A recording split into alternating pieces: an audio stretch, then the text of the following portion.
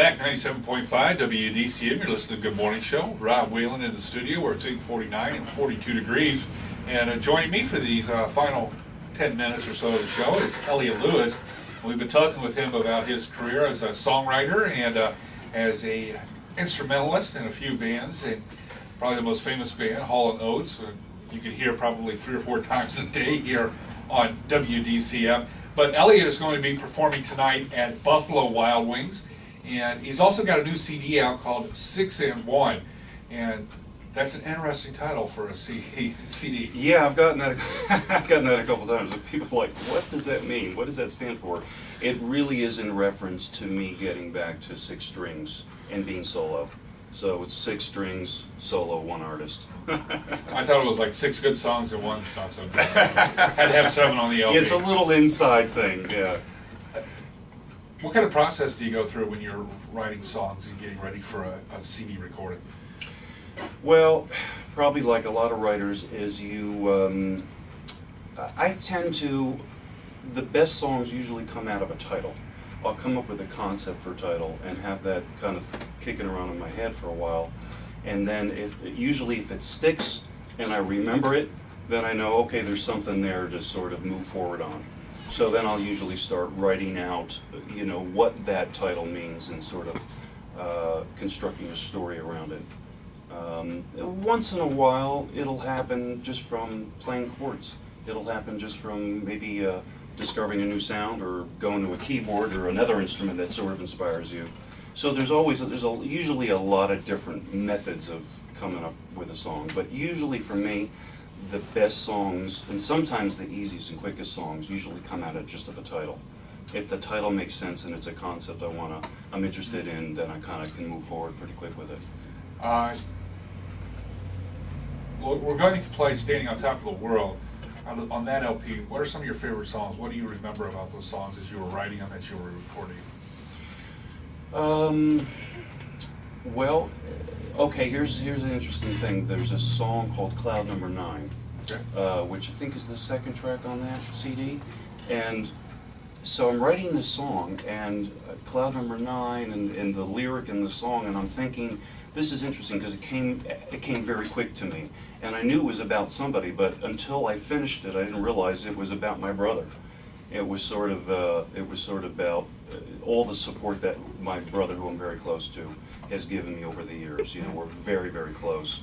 So I didn't realize I didn't intend to write a song about my brother, but it just sort of came out, and then I was like, oh wow, this is about my brother. So you never know where a song is going to take you sometimes. Yeah. Well, but I tend to write with wherever I'm at, Mm-hmm. doctor's office. All of a sudden, I'll get a line, mm-hmm. and then I start writing it, and you're right. It just comes to you. Right. Now, the worst thing in the world, and the thing that drives me nuts, is when you have a great idea for a song. Mm-hmm. You know it's just a great, but it won't come out. Mm-hmm. It's stuck in there, rattling around. You know it's there, but it's not ready to. Yeah. Like I've been chewing on a song idea for now 2 years, Uh-huh. and I know it's a good song. I know it's there. Can't write it to save my soul. I know exactly what you mean. Sometimes you have to find another way around into the song, like I said, maybe a different instrument approach. Sometimes if you're writing something on guitar, and you go to another instrument, even if you can't play it that well, sometimes it will just open up all these possibilities. It's really interesting. Even when you change the key of a song, all of a sudden you sing it a completely different way. So it just gives you a different sort of... Maybe I'll go to the triangle. I can play the triangle pretty well, or the recorder. Now, 6 and 1 is your newest album. Yes. What are your favorite tracks on that one? I think the first song might be my favorite song. It sort of defines sort of where I've come musically now, which is a little bit more... I'm sort of heading into a slightly more bluesy area in my playing, so that song sort of defines that sort of sound I'm going for. There's still a little bit of soul in there and rock, but there's also a little bit of blues creeping up into my playing and style now. Well, who were your influences as you were growing up and learning guitar? A lot. My influences were, of course, I have 2 older brothers, So being a little kid in the '60s and a teenager in the '70s, obviously the Beatles, the Who, Led Zeppelin. Then I really gravitated to people like David Bowie. So I was listening to a lot of stuff. It was like Yeah, a lot of heavy rock stuff, Cheap Trick, but then I was in love with Stevie Wonder and Sly and the Family Stone and Curtis Mayfield. So I was really going back between the rock and soul thing, which has kind of stayed with me throughout my whole career. So I sort of mixed the two together. Now, as a songwriter, give me a song or two that somebody else has wrote that you look at and just go, wow. Well, a perfect example is usually on my CDs I've covered one other song. I usually do one cover per CD. So on the Standing on Top of the World, I covered what I think is a perfect song, and I've been so fortunate enough to work with him like 3 or 4 times now, is Todd Rundgren.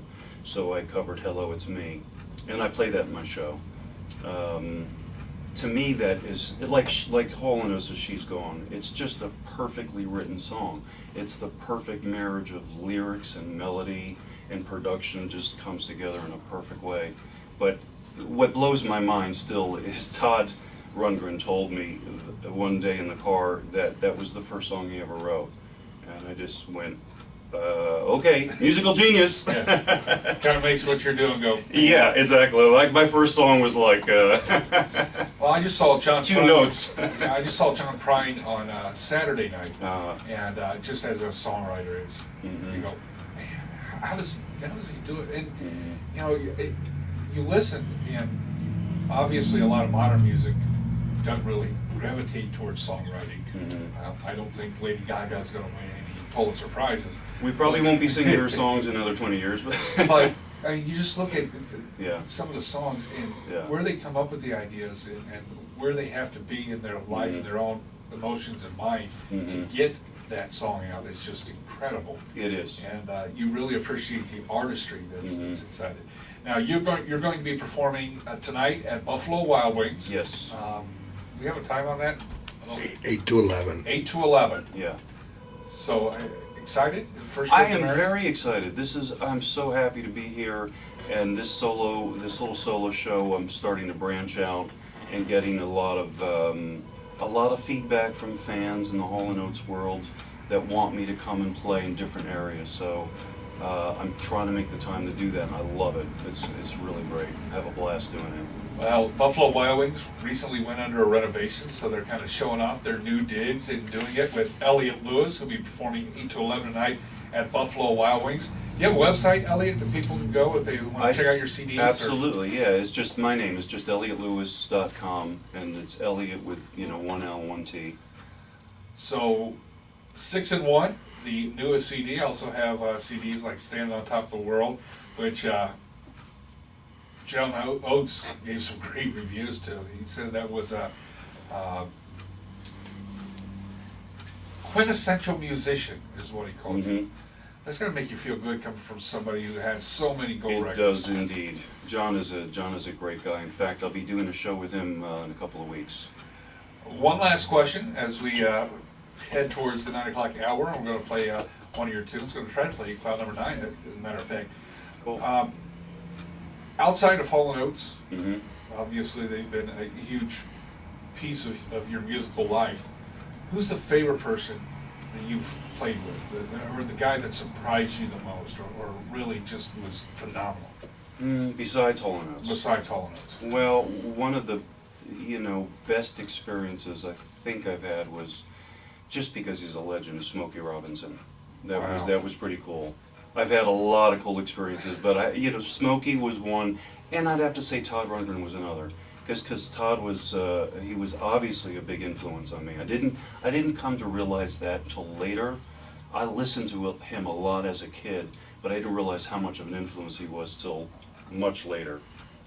So those two were probably up there as pretty amazing, great experiences. And you've also played with Plain White Tees, who's a regular Yeah. rotation here. Mhm. Ray Manzarek and Robbie Krieger of The Doors, Rob Thomas, Train. I mean, long list of people you've got to play behind. Yeah, it's pretty cool. It's pretty cool. On Daryl's show, there's quite a variety. It goes from, legendary old artists to like the newest artists that are just coming up right now. And he's talking about Live from Daryl's House, which is a free web show. Mhm. And do you have the website for that?